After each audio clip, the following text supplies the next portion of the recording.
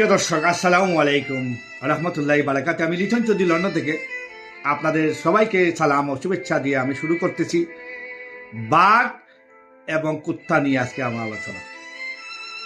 আমাদের বাংলাদেশের বিএনপির শীর্ষস্থানীয় একজন নেতা, নাম হলো মির্জা আব্বাস, একজন প্রবীণ রাজনীতিবিদ বলা চলে বিএনপির, এবং দক্ষ রাজনীতিবিদ। কিন্তু উনি যে কিভাবে দক্ষ আপনারা এটা বিচার করবেন, আমি আর বলবো না। উনি বলেছেন আওয়ামী লীগ ছিল অতীতে কুকুরের ন্যায়, মানে আওয়ামী লীগকে কুকুর সম্বোধন করেছে।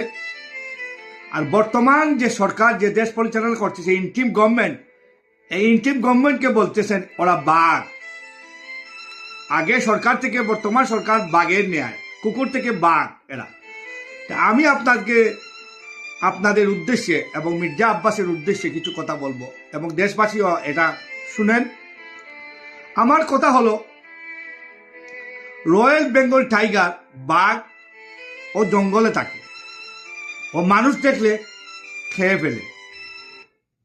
বর্তমান সরকার আপনারা থাকার কারণে আপনারা কথা বলতে পারতেছেন, এই কথা বলতে পারতেছেন। যদি বাঘ বা বাঘুনি ক্ষমতায় থাকতো, আপনি কথা বলতে পারতেন না। আপনার গলায় অর্ধ চাপ মারল। বাঘে যেমনি যেভাবে গর্দনা করে, সেইভাবে আপনার রক্ত চুষে খেত।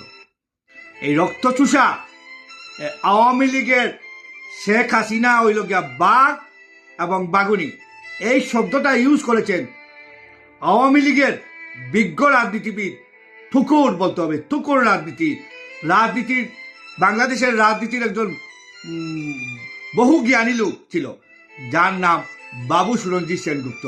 বাবু সুরঞ্জিত সেনগুপ্ত বলেছেন, বাঘ এবং বাঘুনি যারে ধরে তারে ছেড়ে দেয়, কিন্তু হাসিনায় যারে ধরে তারে ছাড়ে না।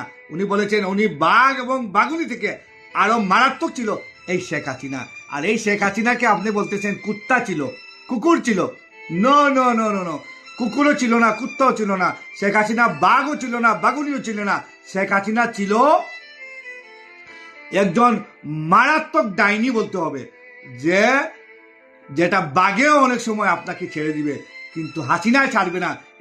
এই কথাটা আমার নয়, বাবু সুরঞ্জিত সেনগুপ্তর কথা। এবং এই মির্জা আব্বাস বাবু সুরঞ্জিত সেনগুপ্তর তুলনায় একজন বেবি। ওনার রাজনীতির বয়সও ওনার চেয়ে অনেক কম, এবং মির্জা আব্বাস ওনার কাছ থেকে অনেক কিছু শিখতে হবে। যে আওয়ামী লীগের একজন থুকুর রাজনীতিবিদ, যাকে দেখলে সবাই দাদা দাদা বাবু বাবু বলতো, সেই বাবু সুরঞ্জিত সেনগুপ্ত